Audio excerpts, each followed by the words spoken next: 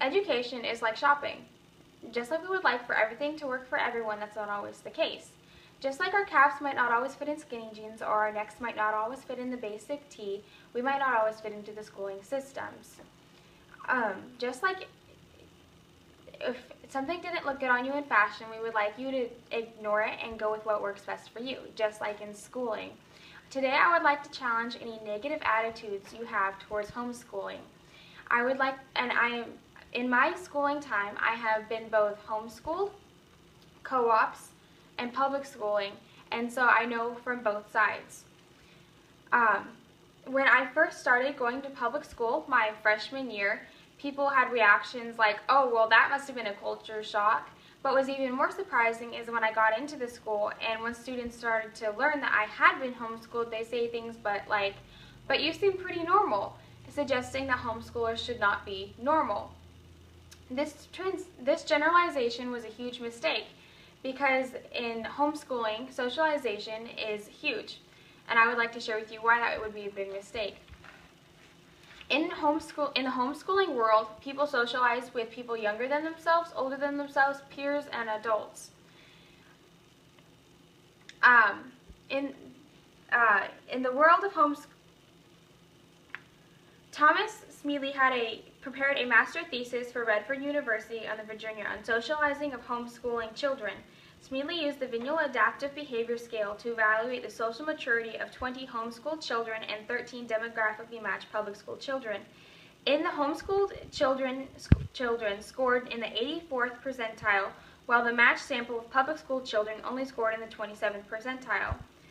Which this could be due to the social time, but it is much more likely that it is due to the social quality of this time.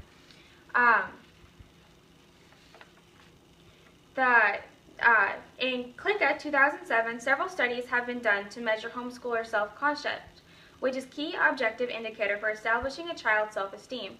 A children's degree of self-esteem is one of the biggest measurements of its ability to socialize, a social interaction on a social level.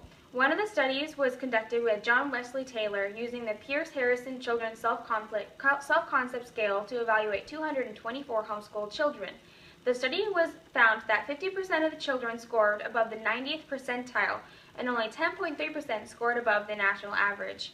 This shows that a clear connection to homeschoolers and self-esteem only implies that homeschooling not only raises your self-esteem, but that public school actually lowers your self-esteem. This leads us to why homeschooling can be, we all know that self-esteem does not only have itself to social settings, but it applies to all of our lives.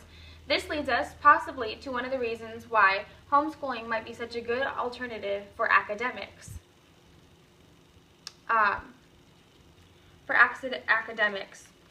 While public schools try to accommodate for all learning disabilities, studies with dyslexia may never be diagnosed.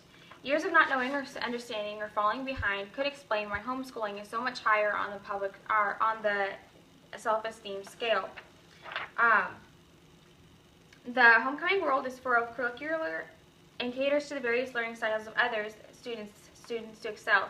These programs subject all from math, English, social studies, and everything else.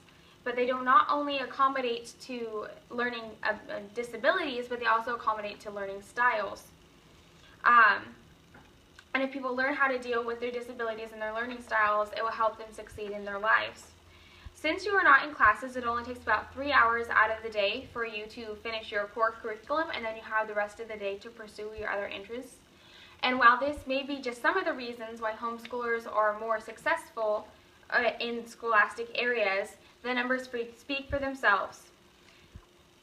Slater 2009, drawing from 15 independent testing services, the Progress Report 2009, homeschool academic achievements and demographics included 11,739 homeschooled students from all 50 states who took 3 well-known tests: California Achievement Test, Iowa Test of Basic Skills, and Stanford Achievement Test for the 2007 to 2008 academic year.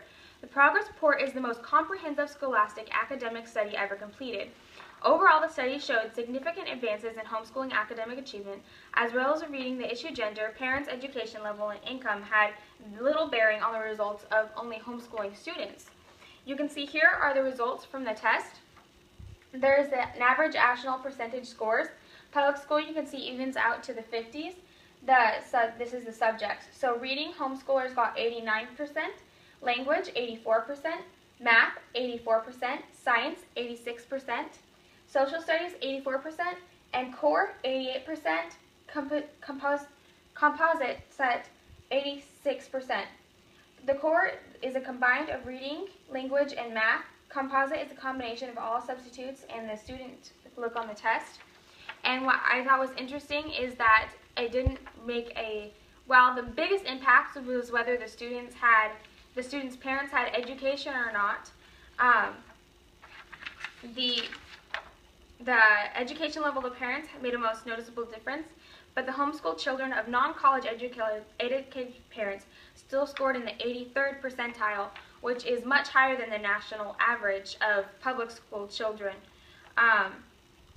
But this kind of success is not new in the homeschooling world.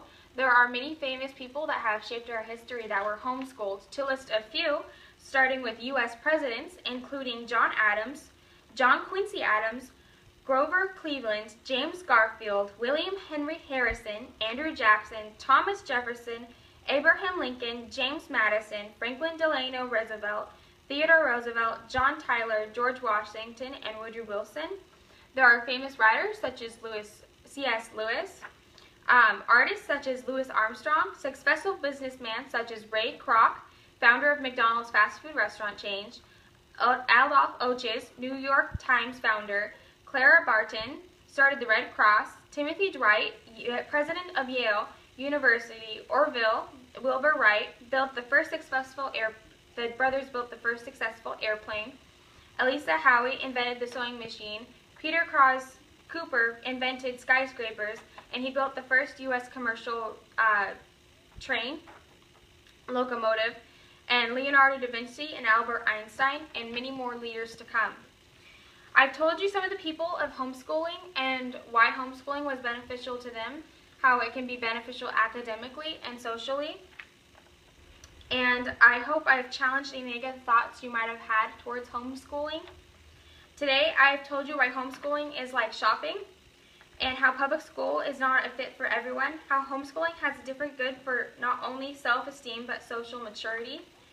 I have presented with the evidence that homeschooling students excel academically, and how homeschooling has brought us some of the most famous leaders. Now, if you ever have children, I hope that you know you have educational choices. Thank you for your